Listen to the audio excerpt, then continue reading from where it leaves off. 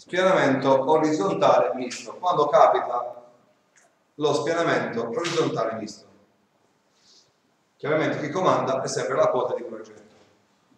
La quota di progetto ci dice che questa volta si trova compresa, deve essere superiore alla più piccola quota del terreno e inferiore alla più alta quota del terreno.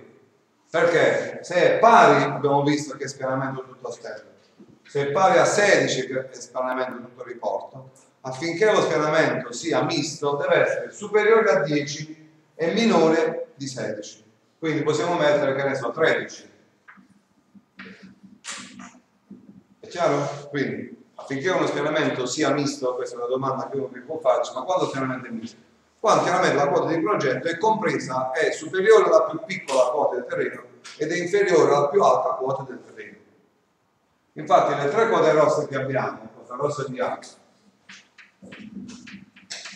quota rossa di B e quota rossa di C, uguale, abbiamo quota di progetto, quota di progetto, quota di progetto, quota di A, quota di B, quota di C, uguale. 13, A è 10, quello è 12, quello è 16. Quindi qui avremo 13 meno 10 più 3 metri. Qui avremo più 1 metri meno 3 metri. Bene, si incomincia a vedere la differenza rispetto agli altri casi. Perché? Perché le quote rosse compaiono di segno vario, più e meno. Mentre in quegli altri due casi, quello stereo, tutto stereo e tutto riporto, i segni erano omogenei, o tutti più o tutti meno, qui compaiono sia i segni più sia i segni meno. Portiamo le quote rosse sul nostro disegno, quindi in A è più 3, in B è più 1, in C è meno 3, segnate nel rosso chiaramente.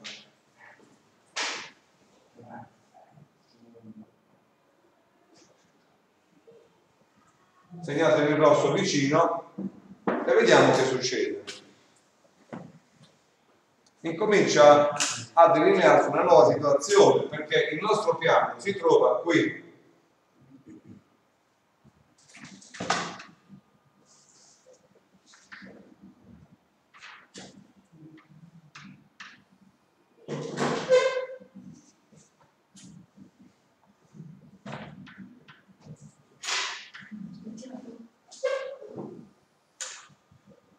Il nostro piano si trova qui, quindi c'è una zona fuori e c'è un'intersezione, c'è una linea che si crea. Questa linea, vedete, è un'intersezione fra questo piano che è la falda e il piano orizzontale che invece è la nostra quota di progetto, il nostro spianamento.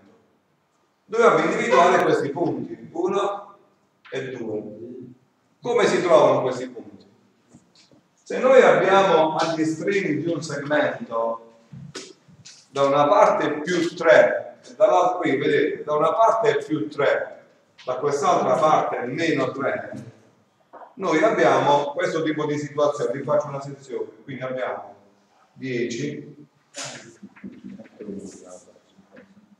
16, facciamo più 2.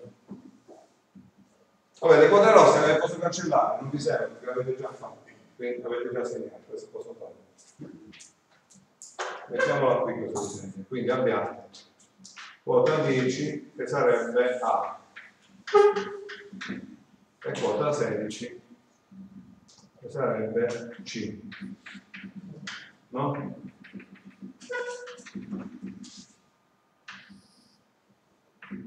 A0 C0. Bene, noi andiamo ad intersecare con un piano a quota 13 qui, così, giusto? Quindi abbiamo qui il punto A' e qui il punto C'. Questa è quota 13. Vedete questo? Questo sono 3 metri. Ah, vabbè, dovrebbe essere simmetrico. E questo sono 3 metri. Come facciamo? In questo caso, vabbè, è facile. Vabbè, facciamo finta che no, è lo stesso. Facciamo il calcolo lo stesso. Anche se è più 3 metri, meno 3 metri, già che il punto è quello medio. Però noi non facciamo così, facciamo il calcolo regolare. Come faccio a trovare il punto A, B, C, D e qui c'è un altro punto E, poi vedremo. Vediamo come facciamo a trovare questo punto D. Se io mando da qui l'orizzontale, C secondo, da qui abbiamo mandato l'orizzontale, quindi abbiamo 2 triangoli, 1 e 2. Solito discorso per il calcolo delle quote, abbiamo tutto. Quindi abbiamo questi 2 triangoli, 1 e 2, sono simili, quindi possiamo scrivere che delta AC sta a delta DC come la distanza AC, quella grande, che noi abbiamo, sta alla distanza DC che io non ho, che è quella che voglio. Questa è AB, AC e questa è AD. DC.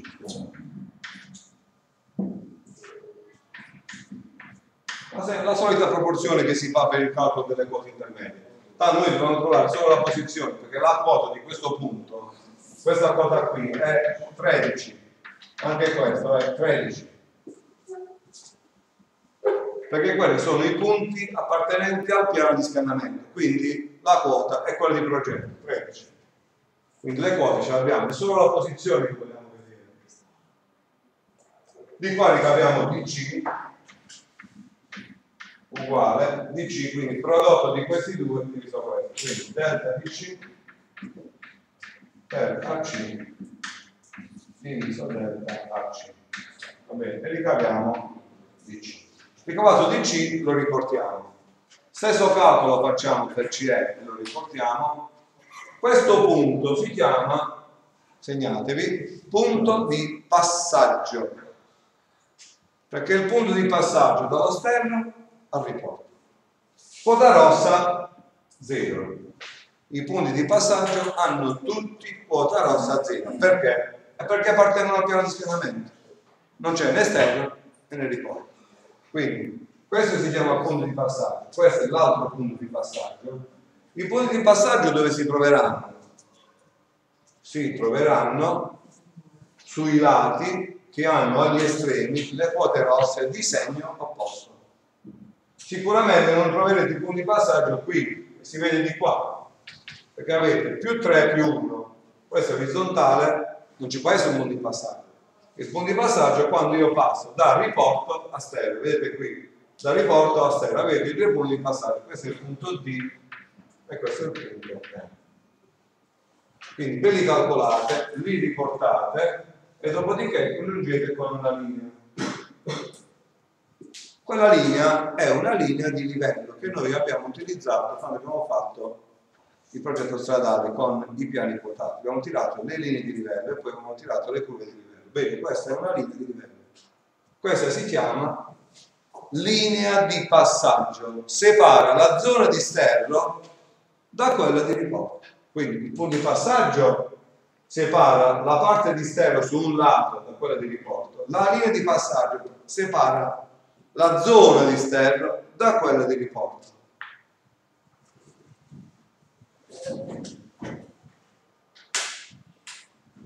Bene, dopodiché noi se vediamo un po' dei segni così, giusto per, e qui mettete un altro simbolo, per separare le zone. Dopodiché devono fare i calcoli dei volumi.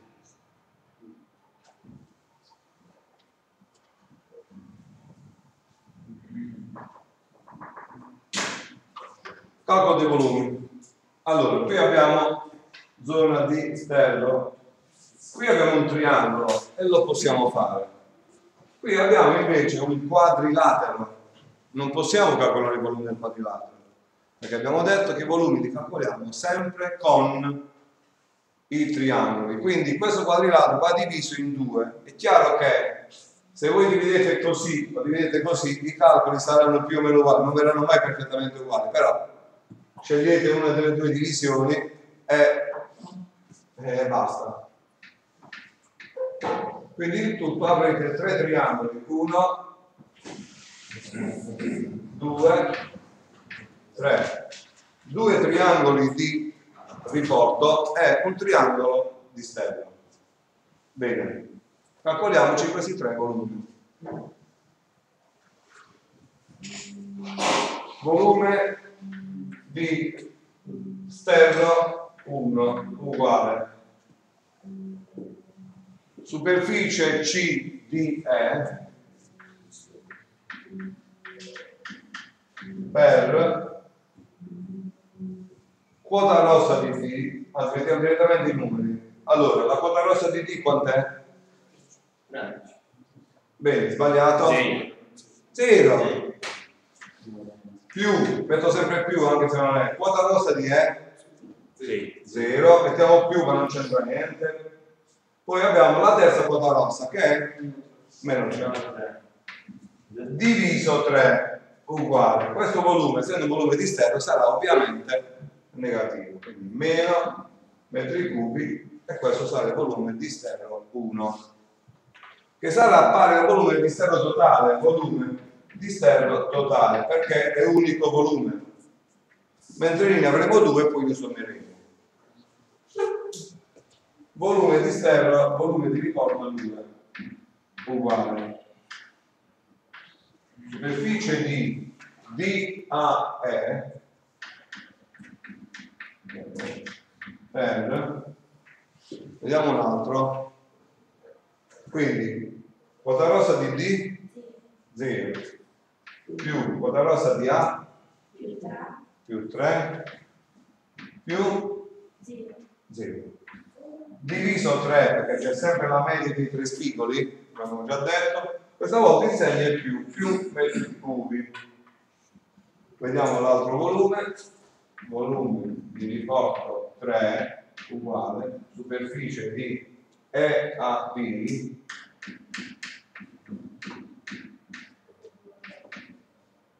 per la media delle 3 quote rosse.